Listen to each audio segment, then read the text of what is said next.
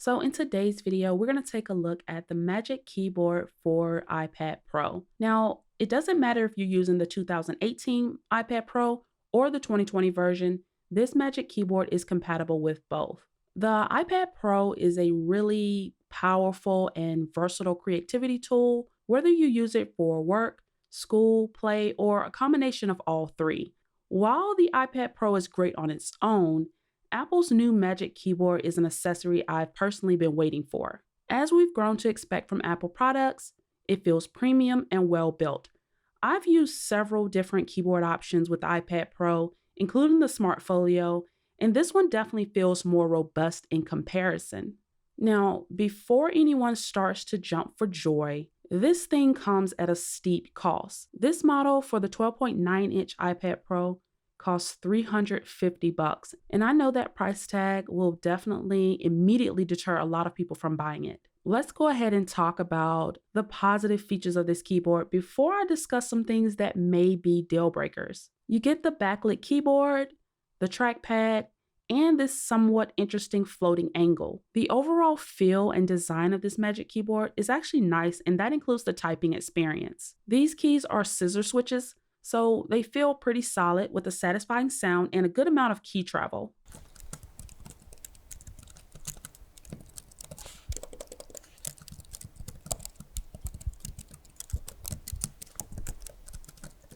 As a ThinkPad user, this keyboard can't quite compare to the ThinkPad experience, but it's still good.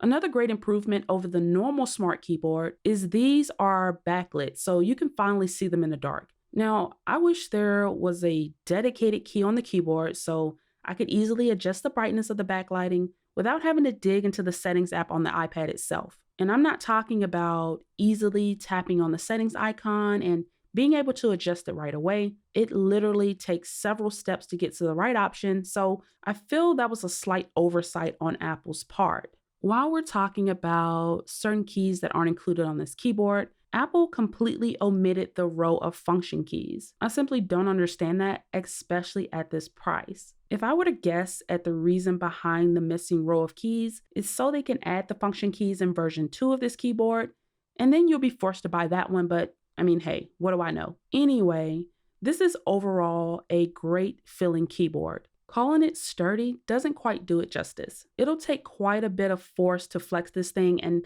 I don't feel any need to baby it at all. It's stable, and when you place the iPad Pro in it, it holds it very well. You'll notice right away that with this floating design, the iPad is a tad bit closer to your face if you care about that kind of thing. I don't remember being bothered by the location of the screen on any of my actual laptops, but when you're using a laptop or an iPad with a keyboard case on a desk or another surface, naturally you feel the need to lift it up and try to bring it closer to eye level. This really isn't just a gimmick added for cool points, it's actually functional. You get a USB-C port on the left-hand side of the keyboard that does pass through charging. Now, it's not super fast charging or anything, but it definitely helps to be able to charge the iPad while using other accessories with the built-in USB-C port on the iPad Pro itself. It would have been great to have the ability to connect hard drives and other things to the additional port, but it's not that big of a deal to me since I'm already used to having dongles with me. The trackpad isn't the largest, especially when compared to one on my MacBook Pro, but it's smooth and it works really well. There was really no major adjustment period for me, and I feel like most people will get used to the size fairly quickly. The clicking area isn't limited to a couple of corners. You can click all over the trackpad and get proper feedback. I was most excited about this new keyboard with the trackpad because of all of the updates to iPad OS. The overall experience has been great, and the integration is pretty seamless in my opinion. Before this was released, I did spend some time using the Apple trackpad, and that works great. I'll still use that one when I'm stationary at my desk, but I just love the convenience of having the trackpad built into this keyboard case. You get all of the gestures and they work as expected. So switching between apps, for example, it's easy and it's fast. I use the Notes app quite a bit, so being able to edit text quickly without it being cumbersome is super nice, but I do have to mention that things are not as intuitive when using third-party apps like Google Docs and Outlook, but I can't really ding Apple for that. Now, at this point, I probably sound like an Apple fangirl, so you might be wondering, what issues does this thing even have? Well, first of all, this is not a lightweight accessory. I already mentioned how strong and well built it feels, but it's also pretty heavy. I'm using the 12.9-inch iPad Pro, which is not the daintiest tablet, but once I attach it to the Magic Keyboard, this combo is hefty. It's nearly 3 pounds.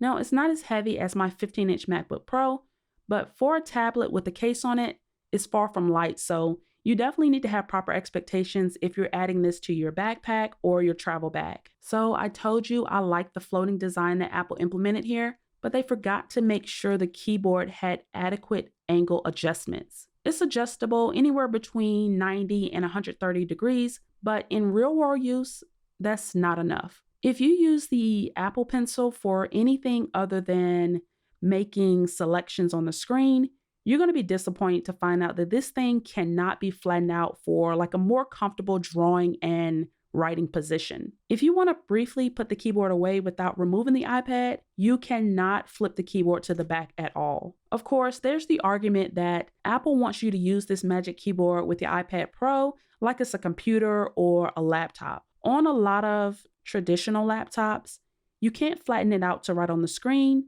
You also can't hide the keyboard, so maybe you won't care about the limited flexibility here. I mean, you can always turn this combo upside down for a different angle.